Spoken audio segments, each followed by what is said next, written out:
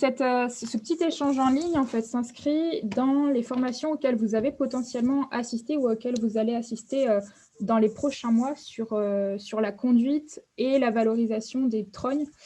Donc, pour la deuxième année consécutive, la FAF, en partenariat avec Gaïa Formation, propose une formation sur les trognes, sur la conduite des trognes partout en France. Et donc, l'idée aujourd'hui, c'est de commencer à échanger cette année sur ces trognes et sur les techniques que vous allez mettre en œuvre un peu partout en France, parce qu'il faut savoir que ces formations-là sont conduites partout en France, et donc on trouvait intéressant de vous permettre d'échanger entre vous. Donc, l'idée, c'est de faire le point sur les choses qui ont éventuellement été mises en œuvre sur vos fermes. Donc, on aura l'intervention de plusieurs personnes à ce sujet. Et ensuite, de voir comment vous pourrez renseigner les choses que vous faites sur les trognes et continuer à échanger avec le reste des membres du groupe. Donc, je vais maintenant laisser la parole à plusieurs personnes qui ont mis en œuvre des trognes sur leur ferme. Alors, pour commencer, je vais vous présenter des trognes qui ont été mises en œuvre donc, par une personne qui n'a pas pu nous rejoindre aujourd'hui, mais qui commence juste, donc Edwige, qui est maraîchère, et qui commence à mettre en place des trognes donc pour son élevage de chèvres.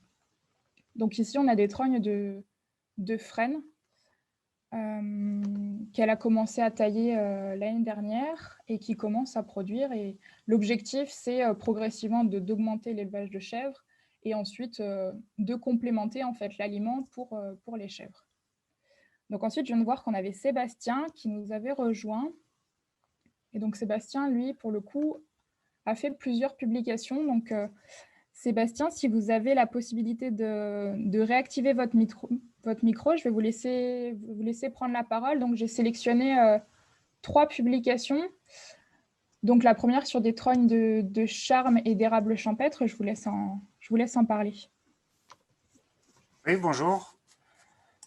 Donc, ça, c'est une publication que j'avais faite sur une bordure de parcelle. Donc là, j'avais fait un essai sur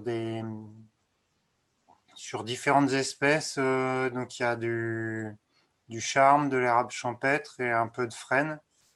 C'est en bordure de parcelle.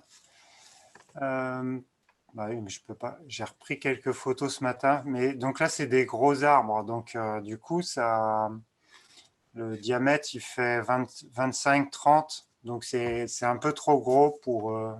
Mais voilà, celui-là par exemple, ce que j'ai coupé l'année dernière, il était trop gros, c'était pour essayer, mais donc du coup il y a très peu de branches qui ont repoussé dessus.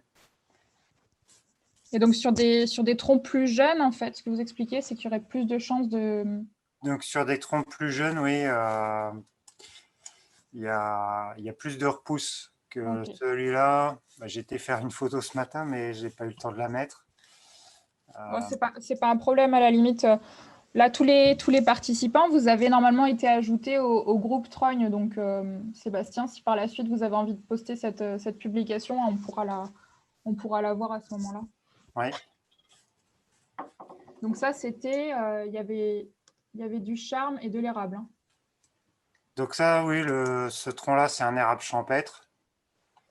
Donc bon, après, du coup, comme c'était une bordure de bois, des arbres qui me gênaient beaucoup, plutôt que de les tailler au sol, j'ai préféré faire un essai et puis les couper un peu plus haut, voir si ça pouvait faire de la trogne pour faire du fourrage ou du petit bois de chauffage. D'accord. Et donc, sur la ferme, votre habitation, j'imagine qu'il y a une cheminée ou quelque chose comme ça se passe comment? Oui, il y a une cheminée, on consomme 8 à 10 terres par an. D'accord. Okay. Donc, on va passer à la photo suivante. Si entre-temps, vous avez des questions, n'hésitez pas à les poser dans le chat. Hein. Je vais surveiller régulièrement. Et puis, à la fin de la session, on prendra quelques questions. Alors là, on a une petite remarque sur les érables champêtres qui démarrent mal souvent la première année, donc ce qui explique peut-être qu'il y a peu de bourgeons. Donc ensuite, là, on a une trogne de saule. C'était plus une question. Donc moi, je me posais la question si suite à ce questionnement, il y avait eu quelque chose de fait en 2020, donc sur cette grosse trogne. Donc sur celle-là, bah, comme c'était la date, je vois plus bien, tac, tac, oui, 24 mars. Mm. C'était un peu tard, je crois. Donc, et puis après, il y avait pas mal de boulot à faire. Il y a des ronces autour, donc j'ai pas. C'est un très gros, hein, il fait peut-être bien 1,50 m de diamètre là. Mm. Donc je suis pas intervenu dessus. Et puis bah là, je vais peut-être le faire avant la fin de l'hiver. D'accord. Donc là, en fait, si on suit le raisonnement qu'on avait tout à l'heure sur des troncs plus gros qui auraient du mal à démarrer, là, c'est sûr que Bon, ça ça, devrait c'est pas un être saule qui est possible. déjà bien. Bon, après, même si je le faisais partiellement, parce que là, c'est assez difficile d'accès, j'ai pas forcément les moyens pour faire ça en toute sécurité. Donc, il Mm. faudrait un engin, soit un grappin Cooper ou quelque chose comme ça. Et c'était des trognes enfin, c'était un arbre qui était trogné régulièrement, mais vous savez à peu près, enfin, Oh, bah, qui. celui-là, c'est une parcelle au bord d'un cours d'eau que j'ai repris il y a une dizaine d'années bon, il était déjà comme ça fait longtemps qu'il n'a pas été coupé. Donc, on voit déjà les branches du haut, il y a déjà des très grosses branches. D'accord. Et c'est vrai que là, ce serait intéressant pour faire du bois de chauffage. Même le saule pour, je sais pas si vous avez essayé sur la ferme, mais pour les animaux, c'est quelque chose qui est assez appétant. Oui, oui, j'ai déjà donné un peu de saule aux animaux. Les moutons le mangent très bien. C'est quelque chose qui est très apprécié. Et Emmanuel Hardy, là, est-ce qu'il y a des recommandations par rapport à des vieux arbres comme ça? Est-ce qu'il vaut mieux les tailler en trogne au mois de mars ou au mois de janvier ou décembre? Ou est-ce qu'il faut attendre que la sève monte justement pour des vieux arbres? Enfin, sur des grosses branches, quoi, je veux dire. Alors là, on a Denis Assaut qui participe régulièrement, hein, qui fait tout le circuit de formation, qui explique que là, la montée de sève achevée, ça pourrait être le beau moment pour trogner à ce moment-là. Donc, parce que tout à l'heure, là, on disait que sur un érable, les branches trop grosses, ça a du mal à repartir, mais est-ce que justement le fait de tailler, d'attendre un petit peu au printemps que ça démarre, est-ce que c'est pas mieux que de faire ça en hiver quand ça c'est encore remonté? Il faudrait voir. Effectivement, ouais, sur des troncs qui sont encore en pleine croissance, enfin, sur des jeunes troncs, le risque est moins grand. Et donc ensuite, une dernière, donc ça c'est sur un cas plus jeune, sur un frêne. Donc là, on en a discuté la semaine dernière par téléphone. Il y a deux photos, hein, c'est une mise à jour que vous avez Oui, j'ai mis il rajouté y a quelque une temps. photo. Mais du coup, je sais pas comment on peut légender la photo là-dessus. La deuxième photo, c'est la photo que j'ai prise de la semaine Ouais. dernière. Donc, on voit bah, c'est les pousses de l'année, quoi, de 2020. Donc, il y a bien 1,50 m sur les plus grandes branches du haut, là. Mm. Donc, ça, c'est en bordure de parcelle. C'est pareil, l'arbre est dans la clôture. Donc, plutôt que de le couper complètement, je me suis dit, je vais le laisser. Et puis, faire un essai. Puis, donc, du coup, bah, le frêne en été, bon, les vaches le mangent bien. Mm. Et là, en termes de biomasse, ça devait être quand même assez satisfaisant, la première pousse. Même avec des petites, Bah là, en fait, je l'avais taillé à la sortie de la formation, donc ça devait être au mois de mars, ou février ou mars, je sais plus. Et donc là, ça a juste poussé en 2020. J'ai pas encore touché à cet arbre pour nourrir les animaux. Donc là, je sais pas, je pense laisser peut-être une paire d'années, puis comme ça, tous les 2 3 ans, recouper les branches pour affourager en été. Et Donc puis sur l'idée, cette même parcelle-là, j'ai tout un alignement de frênes. Il y en a quelques-uns qui sont malades, qui sont complètement desséchés. Donc plutôt que de tout tailler tout couper à la base, bah, avant qu'ils meurent tous, je vais faire la même chose sur tout l'alignement. dans l'idée que ça leur fasse du bien, quoi. Oui, voilà. Ok. Donc ensuite, on a quelqu'un de l'INRA qui nous a rejoint et qui fait partie du groupe, donc Jérôme Chargeleg, qui travaille à l'INRA de Lusignan. Alors, j'ai vu qu'il avait pu se connecter. Jérôme, est-ce que vous nous entendez? Oui. Oui, là, ça doit être bon. Bonjour à tous. Ah, super. Bonjour, Jérôme. Et en fin de compte, on est deux connectés. J'ai mon collègue Geoffrey également qui doit Oui, être j'ai en vu. ligne. Alors, j'ai pas eu Geoffrey au téléphone, hein, mais n'hésitez pas à intervenir à deux si vous avez des choses à dire qui sont complémentaires, il n'y a pas de souci. Donc voilà, il y a eu plusieurs publications de l'INRA. Il faut savoir enfin vous le direz sans doute mieux que moi, hein, Jérôme et Geoffrey, mais à l'INRA de Lusignan, ils travaillent entre autres sur les fourrages ligneux pour l'élevage. Et donc il y a certains arbres qui sont conduits en trogne pour les faire pâturer. Donc il y a tout un tas d'espèces. Il y a vraiment énormément d'espèces qui sont étudiées. Donc Jérôme et Geoffrey, je vous laisse en parler sur la base des petites publications là, que j'avais sélectionnées. Je vais commencer. Jérôme, je me présente, donc je suis technicien sur le dispositif à 50%. Et c'est moi qui fais les mesures, les replantations, les tailles de formation des arbres. Donc le dispositif qui est en photo, que vous avez en photo ici, il a été taillé il y a 2 ans maintenant, au mois de mars. Il a été retaillé une deuxième fois au mois de mars 2020 pour privilégier les racines et stimuler leur démarrage, si vous voulez. D'accord. Et donc ça, ce sont des parcelles qui sont pâturées, dans lesquelles vous avez planté des allées d'arbres, et c'est sur chaque allée, en fait, si je comprends bien, il y a des... Donc le dispositif en photo, là, on a 4 allées d'arbres et une partie d'1 hectare sur la parcelle qui fait peut-être 3 hectares, une partie d'1 hectare sans arbres pour garder un témoin, pour pouvoir comparer l'effet de ces alignements d'arbres dans la prairie. Et pour l'instant, ils n'ont pas été pâturés du tout. D'accord. On a toujours laissé le fil présent pour pas que les animaux y touchent et favoriser l'installation des arbres, la formation. Et donc l'idée, c'est de les donner en affouragement aux animaux au bout de combien de temps? Quand est-ce que vous pensez que... Et bien là, théoriquement, c'est 2021, c'est cette année. On a une réunion prévue bientôt là, pour se mettre d'accord sur la conduite à tenir. Et on ne va pas tout faire pâturer d'un coup, si vous voulez. On va garder un bloc pâturé de façon intensive et un autre de façon plus légère, de façon à privilégier aussi nos arbres et voir ce qui fonctionne ou ce qui ne fonctionne pas. D'accord. Du coup, vous prévoyez d'enlever la clôture pour faire pâturer. Voilà, mais ça sera de manière quand même progressive, hein, de façon à préserver les arbres quand même. Pour l'instant, on n'a pas statué encore. Ça va se décider dans le mois. Je ne suis pas tout seul à intervenir sur les décisions. Et l'objectif, c'est de le faire pâturer, enfin de faire, entre guillemets, brouter les animaux directement sur l'arbre, ou vous prévoyez de pouvoir le récolter et puis...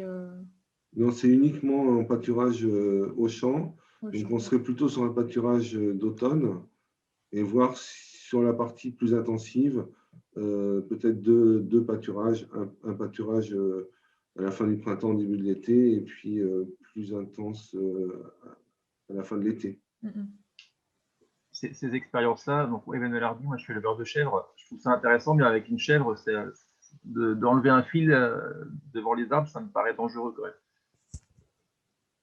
Dans le sens où les... Eh ben, les chèvres, elles vont d'abord grignoter l'écorce avant de manger, elles vont manger les feuilles, hein, mais elles vont s'attaquer assez vite à l'écorce, surtout sur des jeunes arbres, et elles risquent de faire crever les arbres, ça c'est sûr. Là, l'idée avec des chèvres serait peut-être plutôt, enfin, ça c'est un avis, hein, mais je me trompe peut-être, plutôt de récolter et ensuite de fournir le fourrage. Voilà, c'est la technique la plus intéressante pour ne pas dégrader les arbres. Par contre, c'est la technique la plus mangeuse de temps, quoi.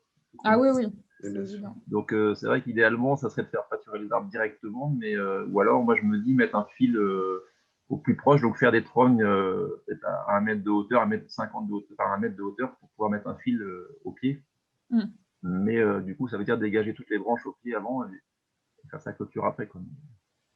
Ouais, là, il faut réfléchir la conduite, enfin la formation de l'arbre en fait dès le début dans l'objectif de le protéger des attaques, entre guillemets, des chèvres.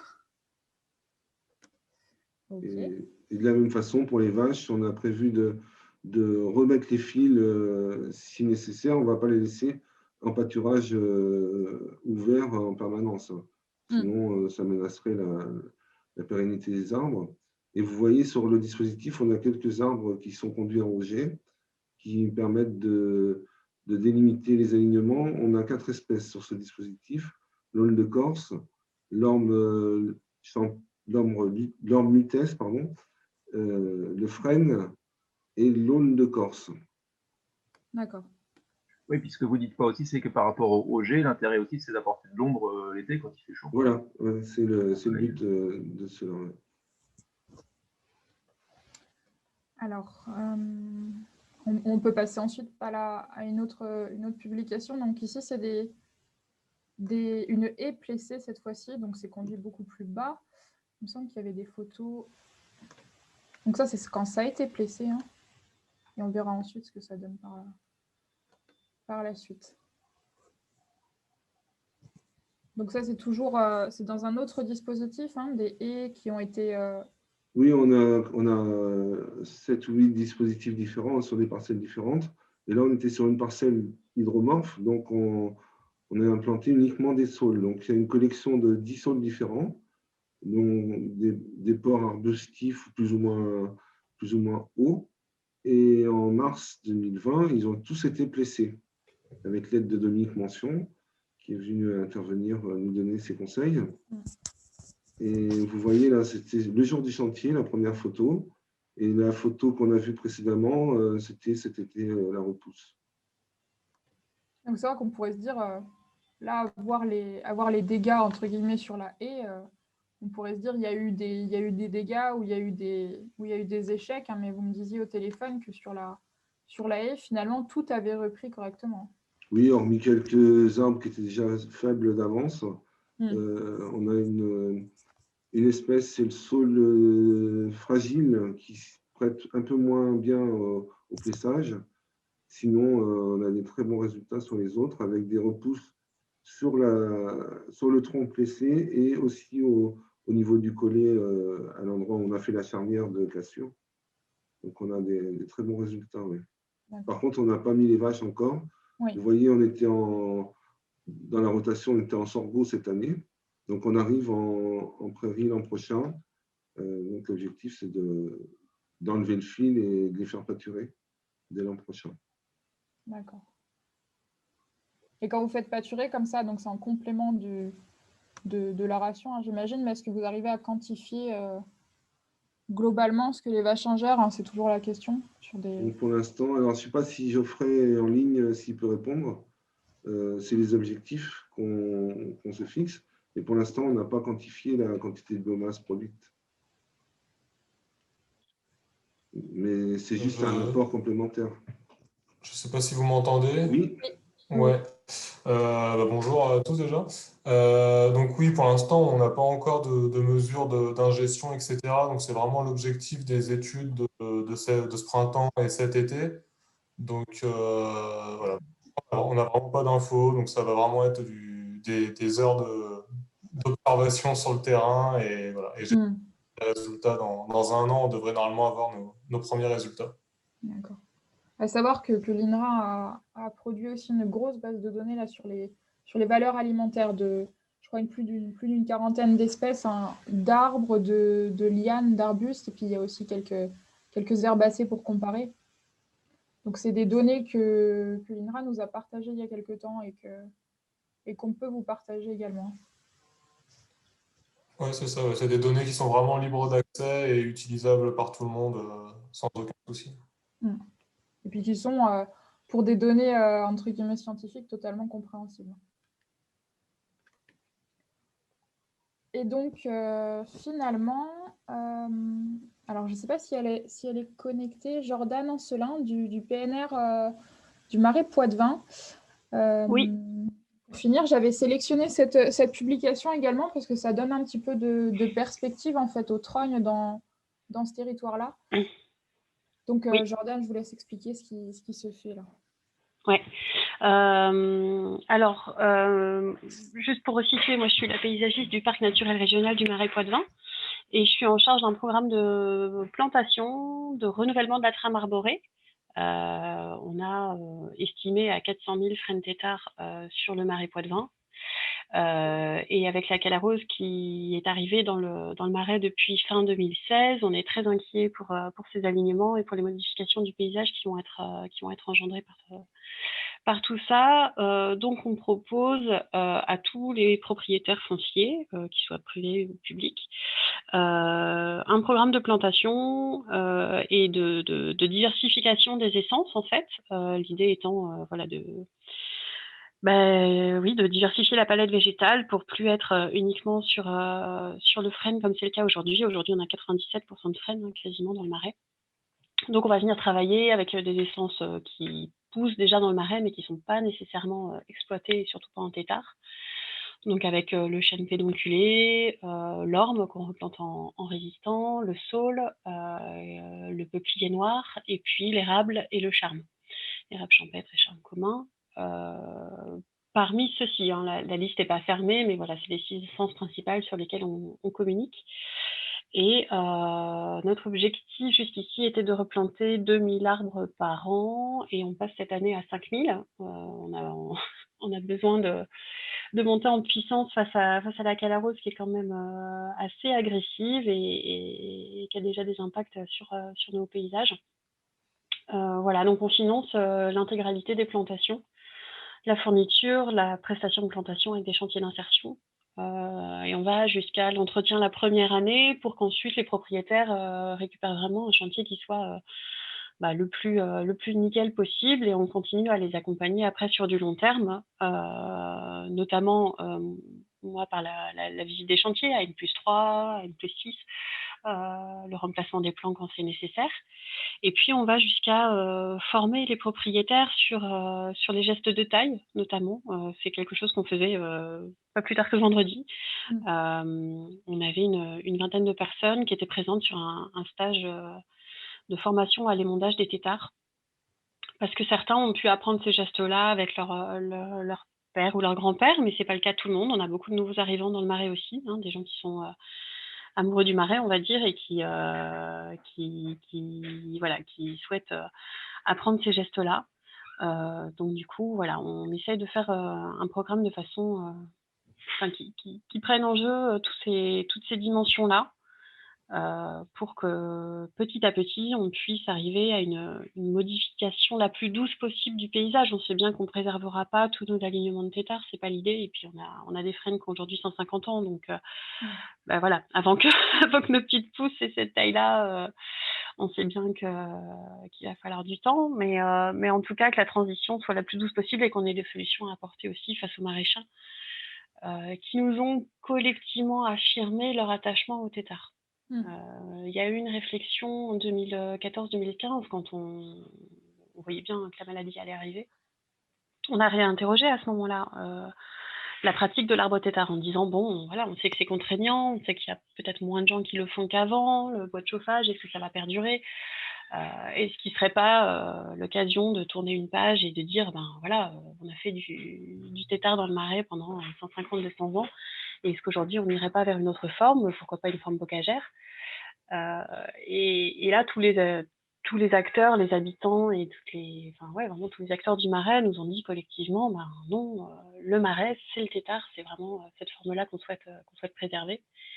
Et du coup, il y a eu une vraie décision collective de travailler pour préserver cette forme. Voilà, c'est un chantier qui est assez faramineux parce que, oui, on a 9000 propriétaires, 35 000 parcelles, c'est des petits mouchoirs de poche à chaque fois. Donc c'est de la dentelle, on plante par la moyenne d'un projet, c'est 50 arbres à peu près. Donc voilà, ça fait du monde à mobiliser, mais on est autant sur la sensibilisation autour du sujet que sur le nombre d'arbres plantés, on va dire. Moi, j'ai plusieurs questions là sur les. Oui. Vous parlez de propriétaires. Est-ce que ce sont des projets exclusivement donc à visée agricole? Est-ce que vous travaillez uniquement avec des agriculteurs ou est-ce que vous travaillez aussi avec des propriétaires fonciers mais qui ne sont pas forcément agriculteurs? Comment ça se passe? À vrai dire, on a très peu d'agriculteurs, en fait. D'accord. C'est plutôt en sens inverse. Moi, je dois être entre 10 et 20% d'agriculteurs sur le programme de plantation. D'accord. Beaucoup des parcelles du Marais sont des parcelles qui sont voilà, des parcelles familiales gérées. Bon, ça dépend des fois, hein. Des fois, on est avec des indivisions de 12 cousins, dont les 3/4 habitent à Paris. Donc voilà, là, ce que je trouve intéressant dans le programme, et moi, ce que j'ai tenu à développer, c'est de pouvoir planter avec n'importe qui s'engageait à entretenir des arbres. C'est-à-dire que des fois, il m'arrive de planter le porteur de projet, ça va être l'exploitant. D'accord. Parce que c'est lui qui est sur les terrains, c'est lui qui gère les terrains depuis longtemps, il paye juste un bail, le propriétaire n'est pas forcément très présent. Mais lui, il pratique la taille en tétard, il entretient les fossés, il prend tout ça en charge. Et du coup, j'ai certains agriculteurs très engagés qui plantent énormément sur leur terrain à eux en propriété et sur les terrains d'autres propriétaires. Et ils se chargent de valider avec eux l'accord de principe, en tout cas. Donc voilà, on essaie de travailler vraiment en bonne intelligence pour qu'on ne soit pas dans des contraintes administratives trop fortes. Et puis voilà, d'accompagner vraiment tout porteur de projet qui souhaiterait y aller. Et donc, du coup, dans le cas où il s'agit d'agriculteurs ou même quand ce sont des particuliers, est-ce que vous raisonnez aussi via l'entretien, est-ce que vous raisonnez la valorisation, que ce soit, là on a parlé des lignes fourragées pour l'élevage, mais ou pour... Alors, ligne fourragée, j'ai pas eu jusqu'ici d'agriculteurs qui aient souhaité aller vers ça. On en a parlé vraiment rapidement, mais bon, on est quand même sur des... Bon, déjà, il y a peu d'élevage, enfin, il y a de moins en moins d'élevage dans le Marais, hein, donc c'est vrai que on n'est pas trop sur ces problématiques-là, très ponctuellement, et enfin, tout le monde me recite la sécheresse de 76, où on a donné des frênes aux vaches, mais ça reste quand même très, très marginal. Donc non, on est plutôt sur la production de bois de chauffage, sur une filière qui est un peu grise, comme on dirait chez nous. Voilà, il y a l'exploitation se fait toujours, hein. On a à peu près la moitié des têtards qui sont entretenus régulièrement, un tiers, enfin un quart qui est entretenu pas suffisamment, enfin, ou trop tardivement, et puis un dernier quart qui est lui plutôt perdu, on va dire, où là la pratique est complètement perdue. Donc on essaye de réactiver un peu tout ça. Voilà. J'ai vu passer une question à l'instant. Est-ce que ça s'adresse uniquement aux Marais, c'est ça? Oui. Oui, ça s'adresse à toutes les communes du parc naturel régional. Donc on n'est pas forcément dans le cœur des marais mouillés. Moi, il m'arrive de planter sur des pourtours, en plaine, ou même dans le marais desséché, ça arrive de temps en temps. Mais oui, on ne peut financer des projets que sur le parc naturel régional, en tout cas. Et c'est une initiative, j'imagine, qui a été mise sur pied par le PNR. Oui. Oui, en fait, le PNR, il y a une multitude d'acteurs qui sont présents. Les marais mouillés, c'est aussi un site classé, donc on a l'État qui est très présent sur le territoire, notamment via les inspecteurs des sites, hein, qui sont présents pour vérifier toute modification du paysage et qui doivent donner leur accord sur tout ça. C'est un site Natura 2000. Voilà, on a une multitude de contraintes qui s'ajoutent, qui fait qu'on peut aussi aller chercher des financements. Voilà, on arrive encore cette année à trouver quelques financements d'État. Et puis on est allé chercher du plan de relance cette année aussi. Enfin voilà, on est accompagné par pas mal de personnes. L'intérêt du parc naturel, du service mécanique en tout cas, c'est qu'on est à cheval sur 3 départements et 2 régions. Oui. Donc du coup, ça nous permet, on était la seule structure à pouvoir porter ce programme-là de façon cohérente sur le territoire qui est très découpé administrativement, en fait. On a vraiment les Deux-Sèvres, le nord des l'ouest des Deux-Sèvres, le sud de la Vendée et une petite partie de la Charente-Maritime qui est concernée. Et du coup, c'est l'avantage du parc naturel, c'est d'être à cheval sur ces régions administratives. Donc pour Je vois terminer, d'autres questions. questions, mais j'ai du mal à les lire sur mon téléphone. Alors, quand est-ce que ces arbres ont été plantés? De nouvelles plantations sont-elles prévues?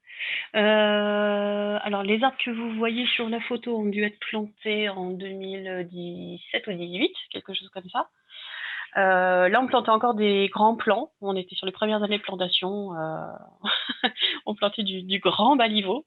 Petit à petit, on redescend en taille. Hein. On part plutôt sur du jeune plant un peu plus poussé, on va dire. Bon, on a un peu vidé les pépinières aussi sur les baliveaux d'1,20 m.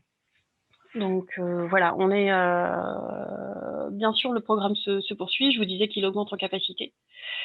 Ce qui me semble intéressant de dire aussi, c'est qu'on travaille beaucoup sur le végétal local, donc on achète autant que possible, parce que du coup, c'est le parc naturel qui fournit les arbres aux entreprises qui viennent planter. C'est des chantiers d'insertion qui viennent planter.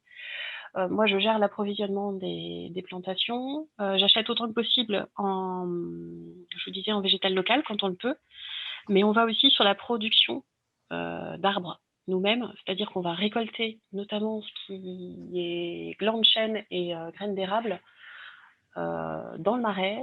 On envoie les graines au centre horticole de La Rochelle qui fait la stratification et qui nous fournit des jeunes plants 1 an ou 2 ans après, suivant les centres. Okay. Et donc, on arrive à avoir une filière ultra locale qui n'est pas labellisée végétale locale, mais on en fait quand même. Voilà. Et qui, du coup, commence à vraiment trouver du sens parce que là aussi, on inclut les propriétaires. Enfin, on fait des appels, en fait, à volontaires pour la collecte de graines.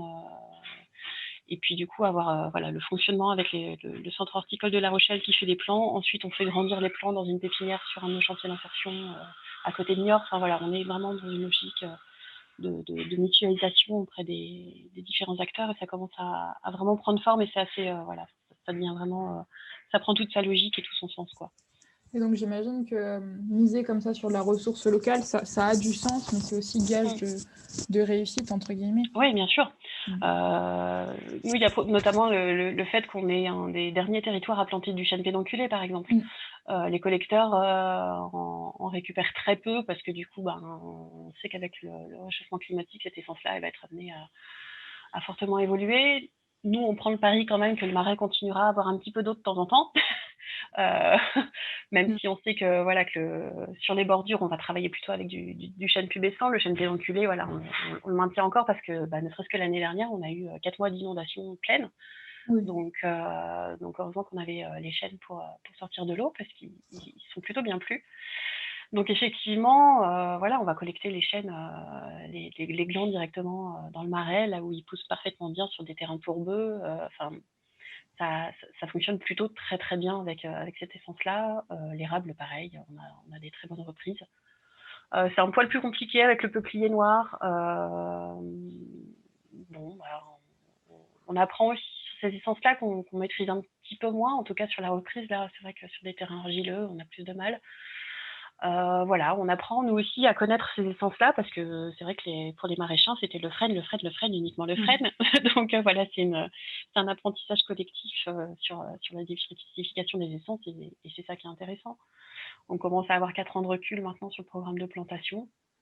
Okay. Voilà, il y a des choses qui marchent plutôt très bien et en général, plus l'engagement du propriétaire est fort et meilleur est le taux de reprise. C'est même assez flagrant de voir à quel point c'est plutôt plus que l'essence ou le territoire ou la météo, c'est vraiment l'engagement du propriétaire qui fait la réussite des plantations.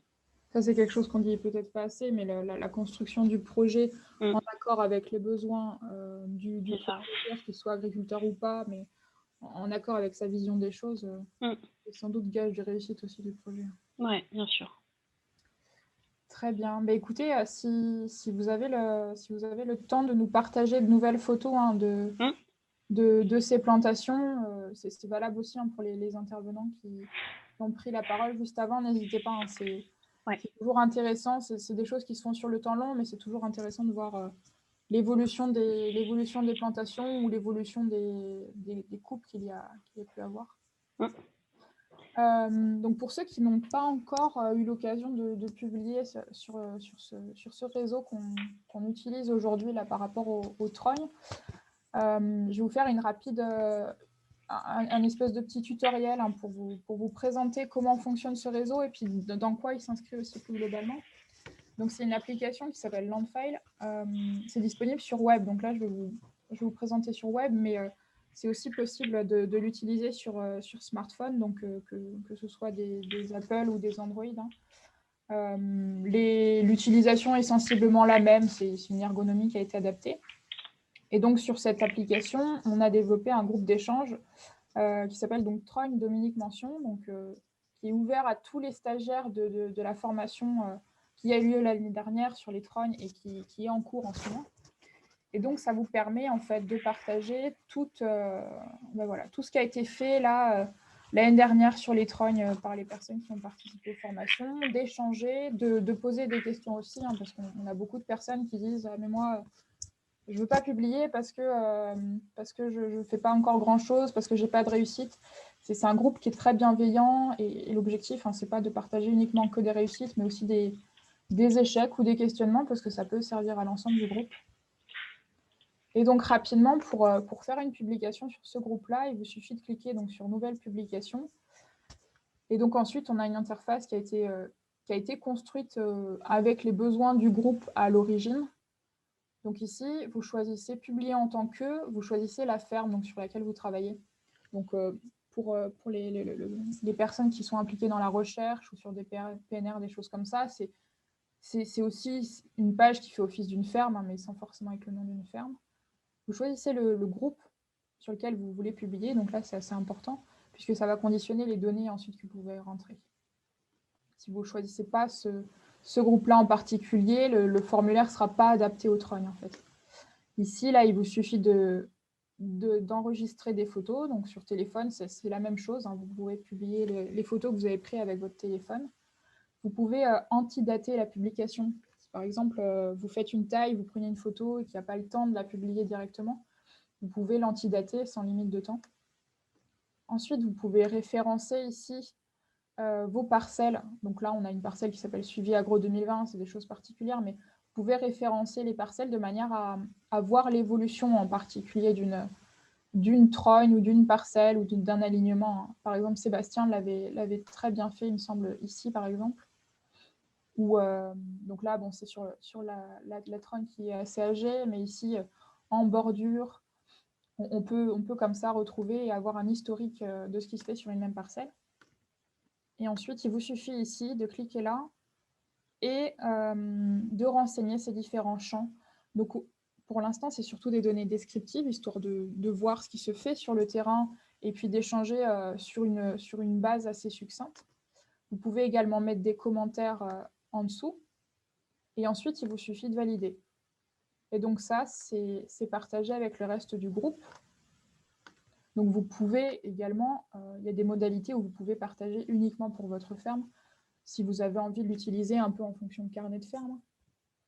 Mais sur les trognes, je pense que c'est surtout un groupe d'échange, donc on a un intérêt à faire partager ça avec le reste du groupe. Alors, on a Sébastien qui fait de nouvelles publications là très rapidement. Donc voilà, ce sont des choses qui sont encore en développement. Hein. Cette interface, il y a 2 ans, elle existait surtout dans la tête des concepteurs. Hein. On est en lien étroit avec les développeurs, avec les personnes qui vont choisir, enfin qui vont paramétrer tous ces champs, toute cette manière de renseigner les choses. Donc il faut savoir qu'on est très ouvert à la modification de l'interface quand ça répond à un besoin pour les utilisateurs qui sont principalement des agriculteurs. Et ce que je voulais vous montrer, parce qu'ici on est sur une thématique qui est quand même assez transversale. Les trognes, on a une grosse part qui est utilisée pour les fourrages ligneux et qui se développe de plus en plus. Mais on peut également faire du lien avec d'autres productions. On peut faire des trognes en vigne, on peut faire des trognes en bordure de parcelles qui sont en viticulture. Et donc ce que je voulais vous montrer, c'est que ce groupe-là s'inscrit aussi par ailleurs dans un ensemble de groupes. Donc moi je suis abonnée à une grosse quantité de groupes. Mais il y a notamment un groupe, ici, groupe agro-élevage. Donc, c'est un groupe qui est issu d'un réseau d'agriculteurs du Sud-Ouest qui commençait à travailler sur les pratiques durables en élevage, dont les ligneux fourragers. Donc, il faut savoir que la FAF et Gaïa Formation font aussi une formation sur les fourrages ligneux. Et donc, ça, c'est un groupe qui peut être très en lien, en fait, avec tout ce que vous faites sur vos fermes. pour les éleveurs notamment. Et puis, on peut imaginer, comme je disais, s'il y en a ici qui sont viticulteurs ou céréaliers, on peut imaginer aussi des liens comme ça, parce que finalement, l'agroforesterie, c'est une pratique qui est assez transversale et scinder comme ça les pratiques en groupe ou en bloc de pratique, ce n'est pas forcément le plus pertinent. C'est ce qui est pratique, mais ce n'est pas forcément le plus pertinent. Donc voilà, si jamais vous avez des questions, on peut prendre quelques minutes pour en discuter. Par la suite, n'hésitez pas sur le groupe Trogne à publier, à poser des questions, éventuellement à faire du lien avec ce qui a été dit aujourd'hui. On vous transmettra un enregistrement et puis une synthèse des petites présentations qu'il y a eu aujourd'hui. Voilà, je ne sais pas si vous reste des questions ou si vous êtes satisfait de cet échange, n'hésitez pas à nous faire des retours. Moi, Emmanuel Hardy, j'avais une petite question. J'ai lu que les trognes qu'on faisait pas très hautes, genre à 1 mètre, donc pour l'affouragement des animaux, c'est intéressant. Pour des raisons de taille aussi, c'est plus facile. Mais j'ai lu que pour la nidification des animaux, ce n'était pas l'idéal en fait. Donc pour la biodiversité, finalement, enfin, il y a d'autres aspects de biodiversité, mais en tout cas pour les oiseaux, ce n'est pas forcément l'idéal de tailler trop bas. En fait. Les oiseaux ne vont pas nidifier forcément très bas. Et donc la question, c'est est-ce qu'il ne faudrait pas mieux...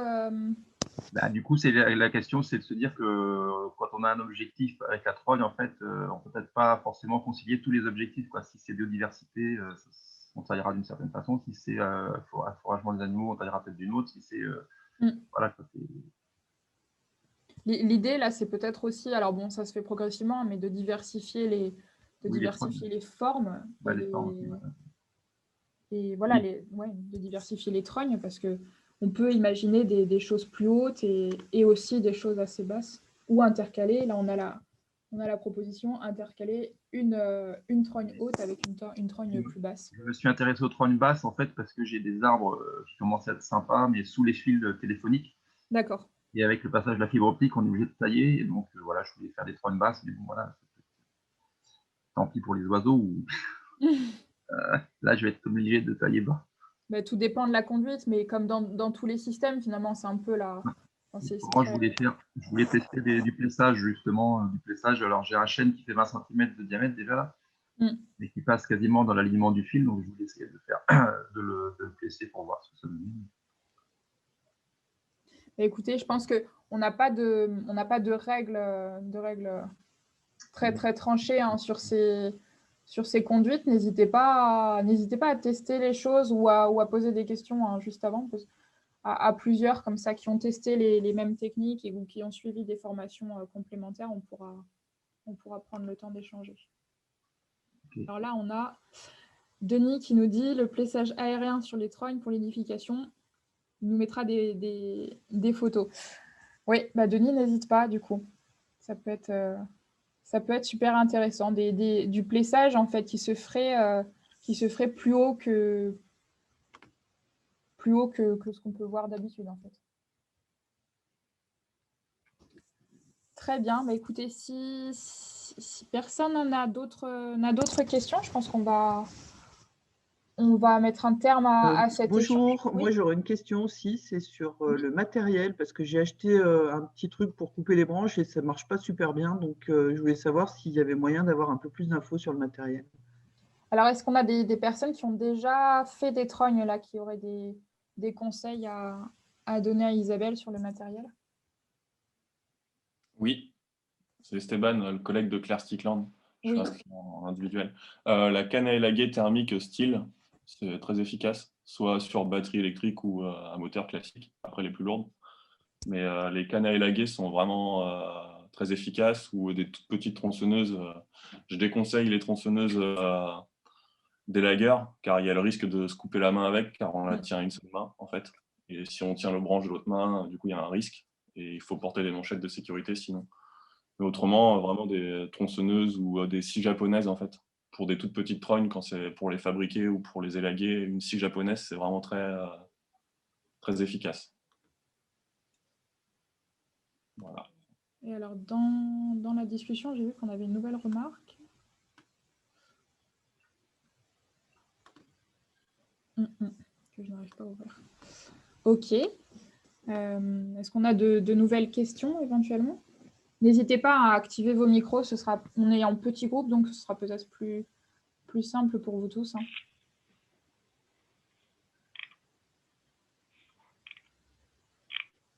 Ok, bon, je pense qu'on a fait le tour. On se donnait une petite heure pour cet échange. Je vais conclure. Donc, merci à tous déjà d'avoir été aussi nombreux. Je ne pensais pas on est quasiment une trentaine, il me semble, à échanger. Je pense que certains d'entre vous n'ont pas encore participé aux formations, donc il y aura une nouvelle session d'échange sur la base de ce qui a été publié, de ce que vous avez vécu en formation. Donc d'ici quelques semaines, vous aurez très vite l'invitation et puis le lien pour vous connecter. D'ici là, n'hésitez pas à partager ou à déjà consulter ce qui a été publié sur le groupe. Si vous avez le moindre souci pour vous connecter aussi, les mails qui vous ont envoyé les invitations sont aussi disponibles pour poser des questions ou pour demander de l'aide. Donc surtout, n'hésitez pas à nous contacter et à échanger sur ce que vous faites en lien avec les trognes ou en lien avec d'autres thématiques des pratiques agroforestières. Je vous remercie et puis je vous souhaite une bonne journée, une bonne semaine. Merci Anaïs. Au revoir. Merci, au revoir.